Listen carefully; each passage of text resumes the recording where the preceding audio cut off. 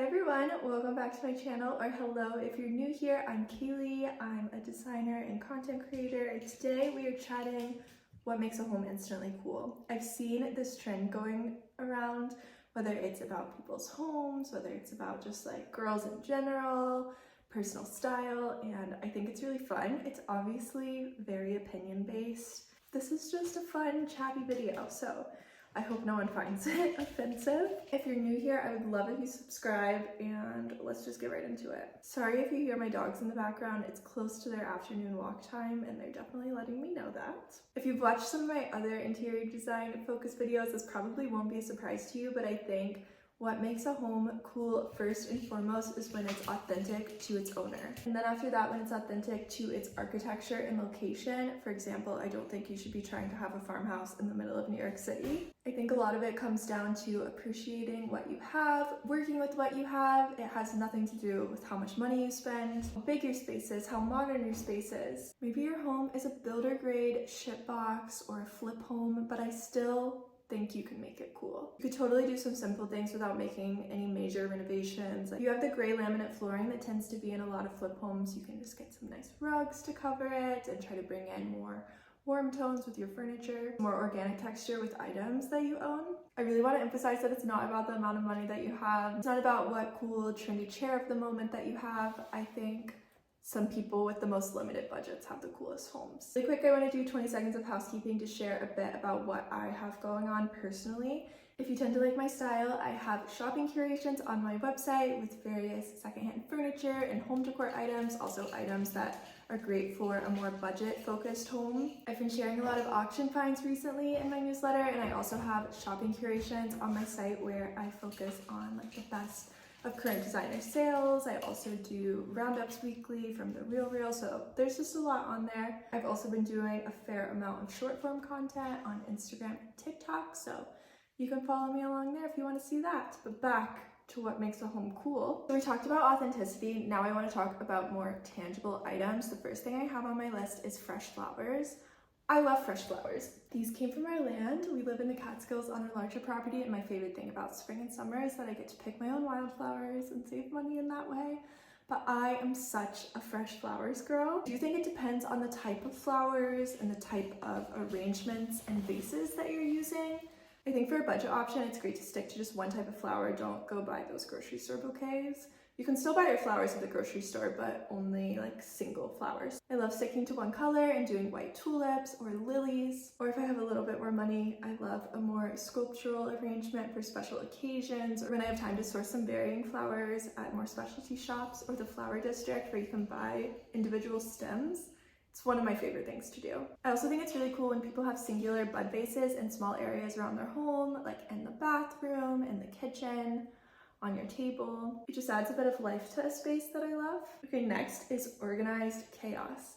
This is something that I don't quite get the privilege of having, at least at this time, because I have a young puppy. I have 2 dogs. My older dog is very chill and fine, but my younger one, I can't leave anything out, or it's destroyed. I can't even have books out right now because she's obsessed with books. I've had to take them off my bookshelves and put them away, which is very frustrating, but I know she's gonna grow out of it. I love a bit of organized chaos. I recently connected with a girl who runs an account called Girls Who Cluster, and it's really fun just kind of showing various people's messes in their homes. But with that being said, I do think a tidy home makes for a cool person's home. You can still have your organized chaos. I'm mainly talking about like dirt, too many fingerprints, grime, dust. I'm a Virgo, I'm a bit of a clean freak. Like I said, I have 2 dogs, so I vacuum every day. And if you're not the most organized person, so what? You can have some cool storage solutions like this Paul McCobb credenza, for example. It has these beautiful leather doors, but I can tuck away a lot of my mess in this cabinet. We're gonna take a quick break for the sponsor of this video. I have some fun trips coming up soon, and I think you guys are really gonna like this partner. Today's video is sponsored by Level 8 Luggage, a New York City-born brand for travel luggage and accessories. The brand exists to bring a leisure and exquisite way of traveling with suitcases that showcase the art of personal presentation and style. I went with the Gibraltar 20-inch aluminum carry-on in silver, one of their best-selling styles. It's even won a Red Dot Award for design.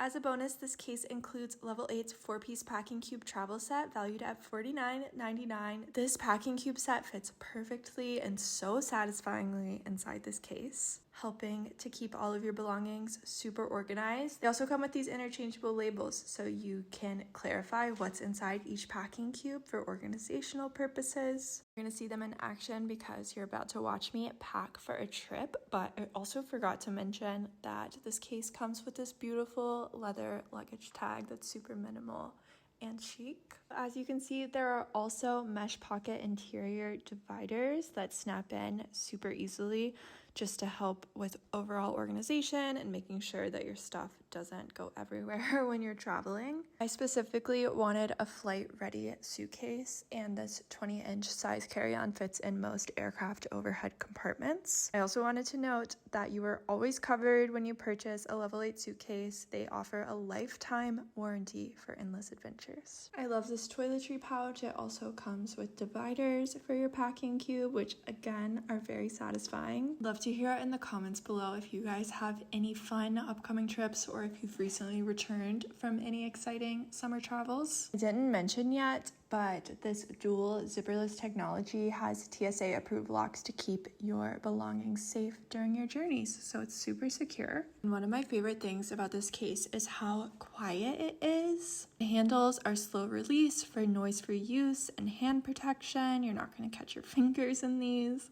And also it has super smooth mobility, ultra quiet 360-degree durable spinner wheels for effortless movement, which you probably caught in the beginning of this integration. It truly feels like a luxury experience. The mesh dividers also have these zipper pockets for added storage. And now I am all packed and ready for my trip. If you guys want to check out Level 8 suitcases, they have a lot of other stylish options and different size options on their website as well. I will have all of the info linked in my description box below. And thank you so much to Level 8 for partnering with me on this video.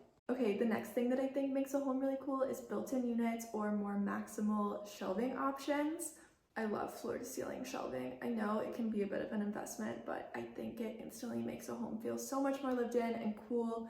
I can't wait until we tackle some more projects here at our house so that I can do what I'm looking at right now. I have a huge wall with high ceilings and I want basically floor-to-ceiling shelving units. It's a huge plus if you live in an older home that has the original units still in place. Next is a statement exterior. I'm a bit biased, but I love a black home. We recently redid the exterior of our home and we painted it black.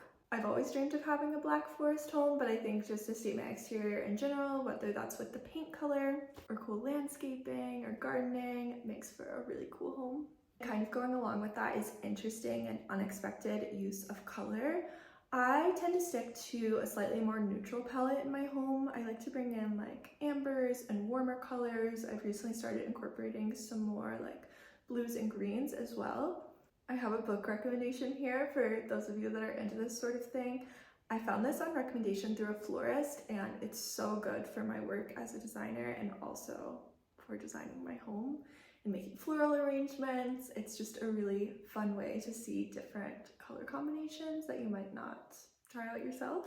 But I definitely have a lot of homes saved on Pinterest that use color in an interesting way. Someone who has a lot of lamps in varying sizes and shapes, different lighting sources throughout their home. I don't know if I really need to say more. I love lamps. Most of my home does not have overhead lighting, which is sometimes a little bit annoying, but it's honestly not that big of an issue because lamps are so fun. They make a home so cozy. My partner does work as a lighting designer, so he's really turned me on to this. You have ceiling lights that were maybe builder grade before and you've swapped them. I think that makes for a cool home, even if you live in a rental. It's not that hard to do. I know now there's some more like renter friendly options, such as that brand Tulip that makes like, I think they're magnetic little shades that you can attach. If you live in a place like New York City, you can find a TaskRabbit to switch those out for you, or you can YouTube it and figure out how to do it yourself. I swear it's not that hard. And it might be cheaper than one of those renter-friendly options. I also can't believe I'm saying this when I still have some fixtures in my home after owning it for 2 years that I haven't swapped out, but we've just been focusing on other projects because it's such a fixer place. And I feel like It would make a huge difference, and it's probably something that I need to prioritize, but I'm viewing it more as a finishing touch, and I really want to invest in some nicer fixtures, and there's quite a few I need to buy. Unusual hardware or handles. I recently added these porcelain knobs in my house that I really like. I've seen people work with artists for their hardware. A lot of shops have cool hardware at this time. My dog just knocked my camera, so sorry if things moved around. Hi. This is the puppy in question. If you want to sit in my lap. This is a small chair, and you are getting way too big for this. She's a special guest today, obviously. Next on my list, I have XL art, or just oversized art in general. I think it can be really hard to source art of scale, especially art that fits your taste. And it can be really expensive.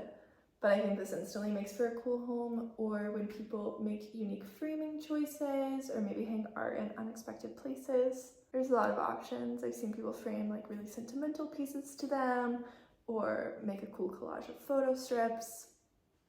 You can certainly do things on a budget too. I know earlier I said interesting use of color. I think interesting use of texture is also something that can make a cool home. Okay, there we go. She wants me to hold her head. I've saved some really interesting fireplaces lately that are top of mind. Next is when you make something a statement that maybe doesn't need to be a statement or wouldn't otherwise be a statement.